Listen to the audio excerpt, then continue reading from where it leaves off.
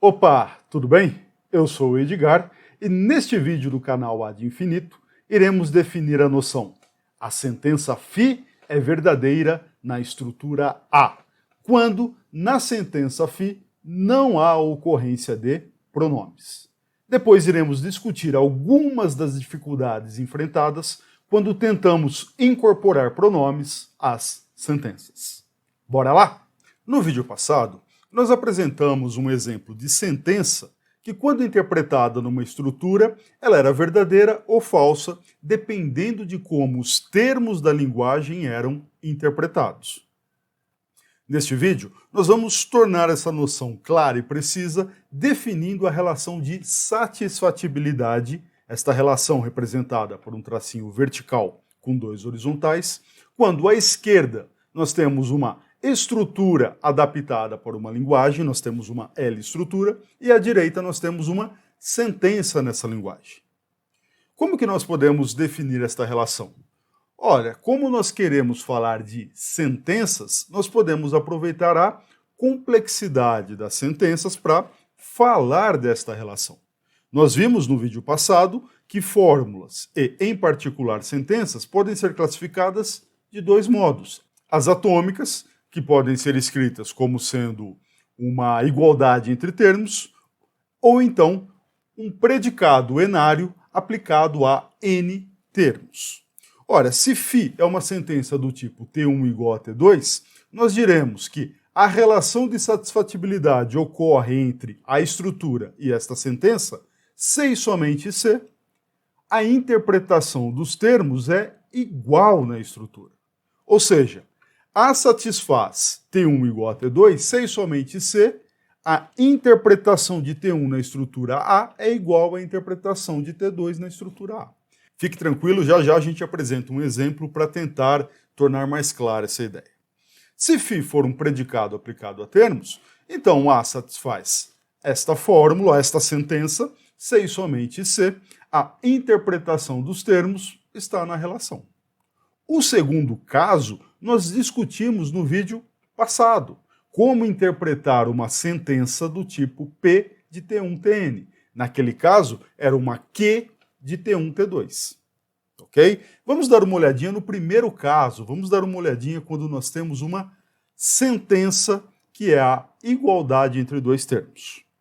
Para isto, vamos considerar a seguinte linguagem, bem simples, uma linguagem formada por um símbolo de função unário e duas constantes. A estrutura A tem como domínios naturais, a função é o sucessor e as constantes são 0 e 1. Ora, uma interpretação é uma função da linguagem na estrutura. E nós diremos que esta interpretação funciona do seguinte modo. O símbolo de função é interpretado como a função sucessor, a constante C 0, a constante D é interpretada como 1. Vale a pena notar mais uma vez que, em vez de ficar escrevendo I de C, a gente escreve simplesmente C elevado a A. É um jeito mais econômico e mais imediato para tratarmos das interpretações. Pois bem, dada esta interpretação, nós temos ela, juntamente com a estrutura A, formando uma L estrutura. E podemos verificar, portanto, se A satisfaz esta sentença C igual a FD. Veja que, quando nós escrevemos A, na verdade a gente está pensando numa L estrutura, estamos falando de um parzinho, formado pela estrutura e a interpretação. Em geral, nós omitimos a interpretação, ou porque ela é dada pelo contexto, ou então apenas por uma questão de economia de símbolos. Do lado direito, nós temos uma sentença. Por que é uma sentença? Porque não tem variável livre ocorrendo nela. Não tem nenhuma variável, em particular não tem variável livre. Além disso, nós temos uma sentença da forma T1 igual a T2. T1 é o termo C, T2 é o termo FD. Se você não se recorda como que nós escrevemos os termos, dá uma conferidinha no vídeo passado. Ora, pela nossa definição, este é o caso, se e somente se a interpretação de T1 é igual à interpretação de T2. Mas o que é a interpretação de T1 nesta estrutura A? É nada mais, nada menos do que 0. e a interpretação de T2 é sucessor de 1. Por quê? A interpretação de F é sucessor, a interpretação de D é 1, sucessor de 1. Ora, 0 é o sucessor de 1? Não, este não é o caso e, portanto, a estrutura A não se relaciona com a sentença φ através da relação de satisfatibilidade. Ora, mas por que a gente está falando de satisfatibilidade? Lá no primeiro vídeo desta série nós vimos que a ideia é apresentar a definição de sentença verdadeira e a definição é apresentada a partir da noção de satisfatibilidade. Nós estamos vendo o aparato técnico para depois entender como que ele se conforma à proposta de Tarski. Ótimo, vamos dar uma olhada então em um outro exemplo. Será que A satisfaz a sentença D igual a FC? Novamente, temos uma relação entre uma estrutura e uma sentença. Ora, este é o caso, C e somente C é a interpretação de T1 igual a T2, mas a interpretação de T1 é a interpretação da constante D, que é 1, igual a sucessor de 0. F é interpretado como sucessor, D é interpretado como... Opa, tem um typo ali, né? D igual a FC, tá ok? Me perdoem, tem um errinho ali quando eu passei da esquerda para a direita, veja, era D igual a FC, C e somente C, D interpretado em A é igual a F interpretado em A, C interpretado em A. E a interpretação de C em A é 0, e este é, de fato, o caso. Deste modo, podemos dizer que A não se relaciona com φ através da relação de satisfatibilidade, enquanto que A se relaciona com ψ através da relação de satisfatibilidade. Estabelecida esta relação para o caso atômico, quando, lembro sempre, não há pronomes, nós podemos agora estabelecer os casos moleculares. Se a sentença φ não tem variáveis, nós temos duas possibilidades. A primeira é que ela seja a negação de alguém, a negação de uma sentença. E neste caso, ora, A satisfaz, A se relaciona com φ através da relação de satisfatibilidade, C e somente C se relaciona com não psi. E ora, e quando que ela deve se relacionar com não psi? C e somente C. Não é o caso de se relacionar com psi. Ok? Se relaciona com a negação, quando não é o caso de se relacionar com a afirmação. A segunda possibilidade de uma fórmula molecular sem variáveis é quando é uma disjunção. Qual deve ser a condição esperada para que A se relacione com uma disjunção? Exato. C e somente C, A se relaciona com alguma das disjuntas. Estes são os dois casos de fórmulas moleculares sem a presença de variáveis e, portanto, a relação de satisfatibilidade está bem definida para o caso de sentenças em que nós não temos a ocorrência de variáveis, não temos a ocorrência de pronomes. Talvez você sinta falta de outros conectivos lógicos, talvez você se pergunte, mas cadê a conjunção, a implicação? Ora, não precisamos. Se você tiver uma conjunção do tipo psi e θ, basta olhar para a definição deste conectivo a partir da negação e da disjunção. Você pode olhar para a conjunção entre duas sentenças como sendo a negação da disjunção da negação destas sentenças. E claro, este caso já foi considerado. O mesmo quando se trata da implicação e do bicondicional. Ah, mas eu não me recordo como que estas coisas são definidas a partir da negação e da disjunção.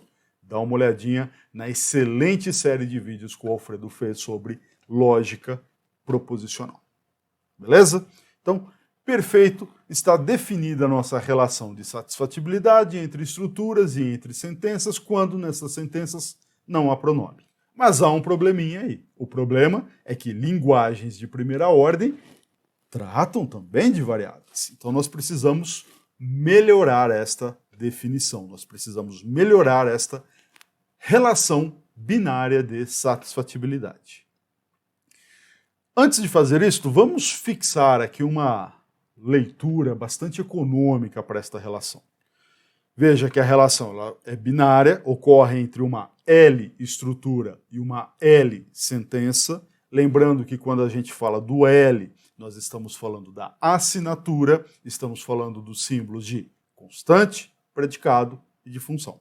Você pode ler esta relação como a estrutura A é modelo da sentença FI, ainda a estrutura A satisfaz a sentença FI. Se quiser ler da direita para a esquerda, pode ser a sentença FI é satisfeita pela estrutura A, ainda a sentença FI vale na estrutura A, também dizemos algumas vezes que FI é o caso em A, um modo que é bastante importante em nossa série, FI é verdadeira em A. Veja que esta última leitura não é arbitrária. Aquela relação ocorreu quando nós tínhamos afirmações que realmente eram o caso na estrutura A. No caso passado, 0 é sucessor de 1, é verdadeiro na estrutura que havíamos considerado. Ah, então está resolvido o problema da verdade? Não. Lembre-se, a proposta de Tarski é oferecer uma definição da expressão sentença verdadeira. Nós não temos aqui sentença verdadeira, nós temos sentença verdadeira em uma estrutura. Nós precisamos refinar esta noção para dar conta da verdade sem falar explicitamente da estrutura, se é que será possível fazer isso. E a gente vai discutir com cuidado ao longo da série. Tem muitos vídeos ainda para serem feitos e para serem apresentados acerca dessa noção. Mas veja que, neste ponto, a noção φ é verdadeira em A, ela está bem definida, está pronta, está correta, não há nada que a gente precise discutir quando não há pronome em φ. Mas, e se houver pronomes em φ? E se nós considerarmos uma sentença do tipo existe x, tal que P de xc? Veja que há pronomes, a variável x está ocorrendo, esta expressão em vermelho é uma sentença, porque a única variável que ocorre é o x e ela está ligada, então nós temos que dar conta também deste tipo de sentença. Como fazer isto?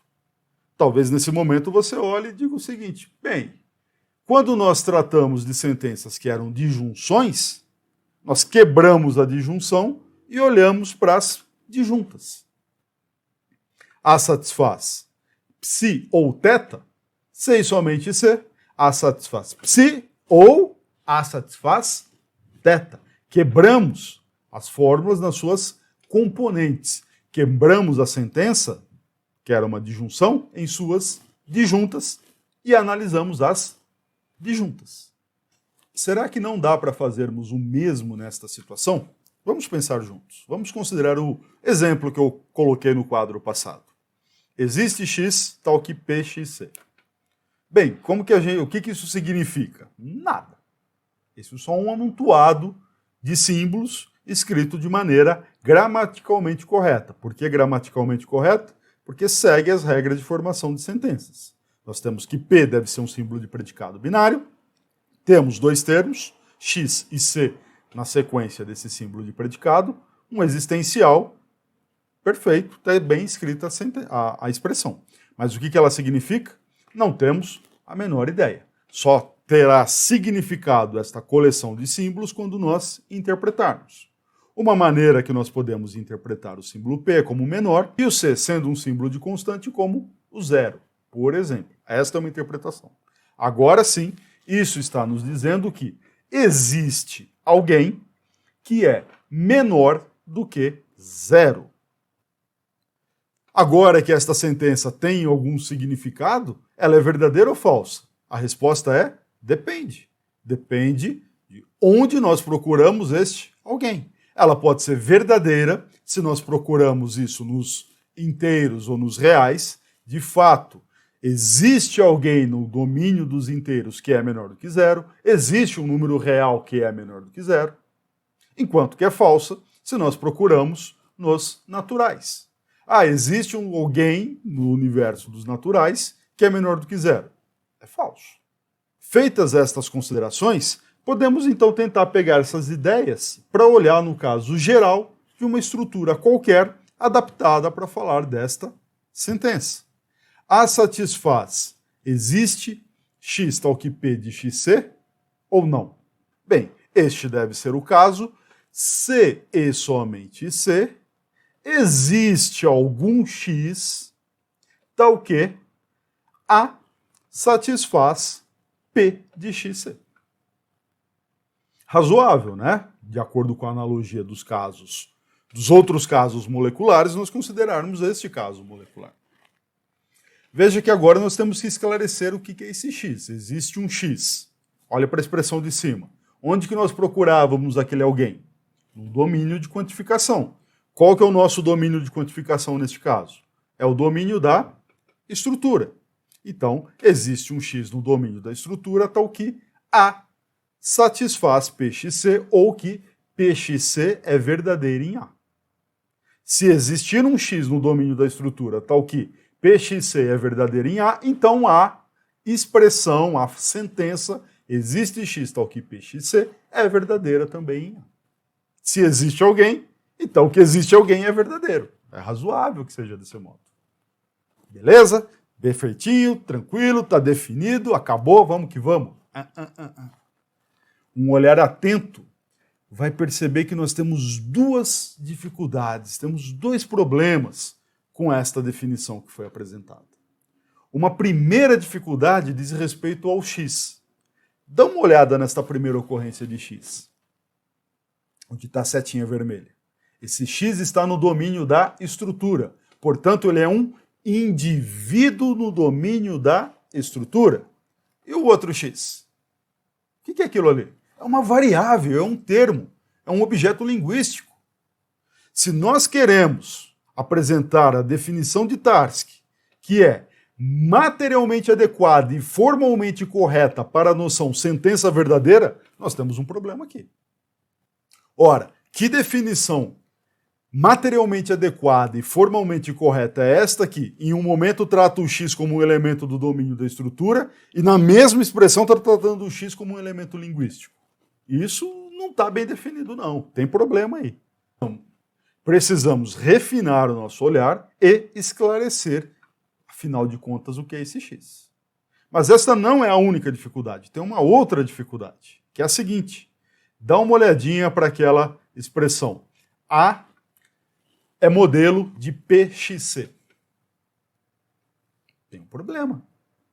Antes, quando nós considerávamos uma sentença que era uma disjunção e quebrávamos nas disjuntas, ambas as disjuntas ainda eram sentenças. E agora? Não mais é o caso. Nós quebramos e esta expressão Pxc não é mais uma sentença. Ela tem variável livre, ela é simplesmente uma fórmula. E, portanto, a relação binária que nós temos não funciona mais. Precisamos esclarecer o tratamento do x, precisamos esclarecer como definir a relação de satisfatibilidade para fórmulas, e há diversas maneiras de fazermos isso. Nós podemos apontar uma solução, ou melhor dizendo, uma superação dessas dificuldades, de um modo que é modificando a noção de interpretação e, consequentemente, modificando a noção de L estrutura para dar conta também das variáveis. Uma outra maneira é modificando a linguagem. Podemos também fazer ambas as modificações, mudar ao mesmo tempo a interpretação e a linguagem. Tanto faz qual é a solução adotada, em uma perspectiva sim, em outra perspectiva não. Se você olhar da perspectiva das sentenças que são verdadeiras na estrutura, tanto faz.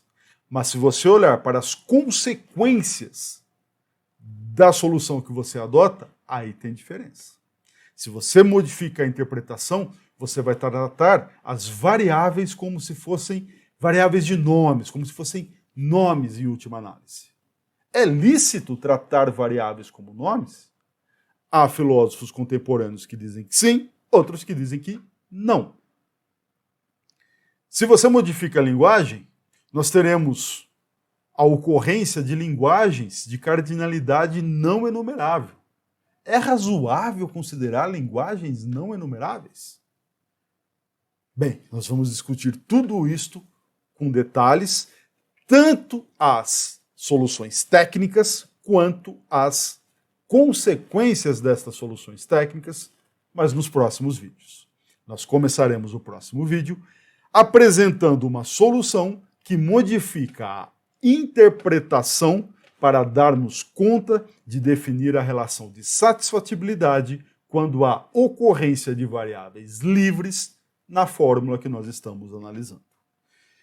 Consequentemente, a relação de satisfatibilidade deixará de ser binária e passará a ser uma relação ternária. Como fazer isto e as consequências desta definição serão analisadas no próximo vídeo. A você que me acompanhou até aqui, muito obrigado por ter assistido o vídeo até o final. Como sempre, caso tenha alguma dúvida, crítica, sugestão, use a área de comentários do vídeo. Um forte abraço, até a próxima e tchau.